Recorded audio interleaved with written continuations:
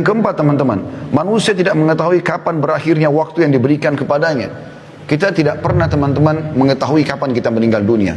Keliru sekali persepsi sebagian orang menganggap dia akan meninggal kalau dia sudah masuk di ICU. Dia akan meninggal kalau sudah ubanan. Dia akan meninggal kalau sudah umur 60 tahun. Bukankah banyak fakta kita lihat di sekitar kita yang meninggal masih bayi, masih anak-anak, masih remaja, belum menikah, ataupun baru menikah, atau baru akan menikah di malam pernikahannya. Banyak sekali kasusnya. Dan anda pun sama saya seperti itu. Kita ini teman-teman, kata para ulama, sedang berjalan ke liang lahat masing-masing. Tinggal menunggu siapa yang masuk duluan ke liang lahat tersebut. Sangat konyol kalau selalu orang berkata, oh saya masih muda. Ini keliru.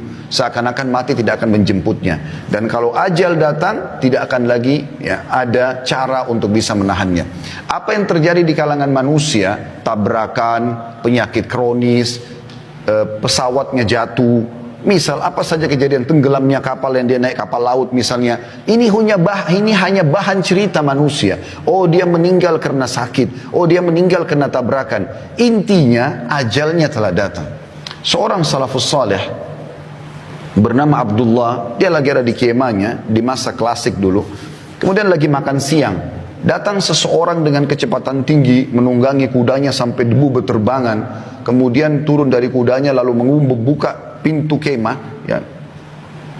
Si Abdullah lalu berkata, wahai Abdullah, ada informasi penting. Lalu Abdullah sambil makan dengan tenang, beliau kemudian mengangkat kepalanya sambil mengatakan, bicaralah. Dia mengatakan, anakmu baru saja dibunuh orang. Yang unik di sini, Abdullah tidak terlihat panik sedikit pun. Beliau dengan sangat tenang memberhentikan kunyahan mulutnya sambil mengatakan, inna lillahi wa inna ilaihi raji'un. Kami milik Allah, kami akan kembali kepada Allah. Lalu kemudian dia lanjutkan kunyahan makanannya. Maka orang itu penasaran, mungkin Abdullah belum dengar anaknya dibunuh orang. Dia ulangi yang kedua kali, wahai Abdullah, anakmu mati ditusuk orang. Abdullah tetap dengan kondisi yang sama, tenang sekali jiwanya. Kemudian dia memberhentikan ucapan atau makanannya. Kemudian dia mengatakan, inna lillahi wa inna ilaihi raji'un. Lalu dia lanjutkan lagi makanannya. Orang ini karena penasaran, dia ulang yang ketiga kali sambil berkata, wahai Abdullah, demi Allah saya melihat seseorang memegang pisau, menusuk dada anakmu, keluar darah, meninggal dunia. Artinya tidak ada lagi yang lebih jelas dari bahasa ini. Maka Abdullah tetap sama kondisinya, memberhentikan kunyahan mulutnya, kemudian dia mengatakan inna lillahi wa inna ilaihi raji'un, lalu dia kembali makan lagi. Maka orang ini kena penasaran, lalu dia mengatakan, wahai Abdullah, jelaskan kepada saya, apa sebenarnya yang sedang ada di benak anda? Kok bisa anak anda dibunuh orang, anda tenang? Maka Abdullah dalam kondisi anak dibunuh orang masih bisa tenang, dan dia mengatakan, duduklah, saya akan jelaskan kepada kamu. Lalu dia mengatakan, ketahuilah, sesungguhnya anakku meninggal dunia bukan karena tusukan mereka, tetapi karena ajalnya sudah datang. Kalau ajalnya belum datang, walaupun 1000 orang yang menusuknya, dia tidak akan mati. Kalau ajalnya sudah datang, walaupun tidak ditusuk oleh orang, di detik itu, di waktu itu, di tempat itu, dia akan meninggal dunia.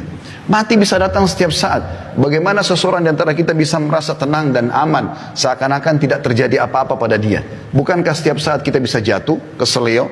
Anda boleh buka di YouTube sesekali mati yang tiba-tiba, tonton, supaya kita sadar, tidak selamanya harus kita merasa aman. Ya, karena walaupun mati adalah sebuah kebahagiaan bagi orang beriman. Para sahabat Nabi Ridwanullahi alaihim, kalau ada sesuatu antara mereka yang mau meninggal dunia, teman-temannya pada datang mengatakan, berita gembira untuk kamu. Kok bisa orang mati dikatakan berita gembira? Maka dijelaskan, karena sebentar lagi kau akan bertemu dengan Allah, sebentar lagi kau akan bertemu dengan Rasulullah SAW, sebentar lagi kau akan terima balasan amal solehmu, sebentar lagi kau akan melihat surgamu.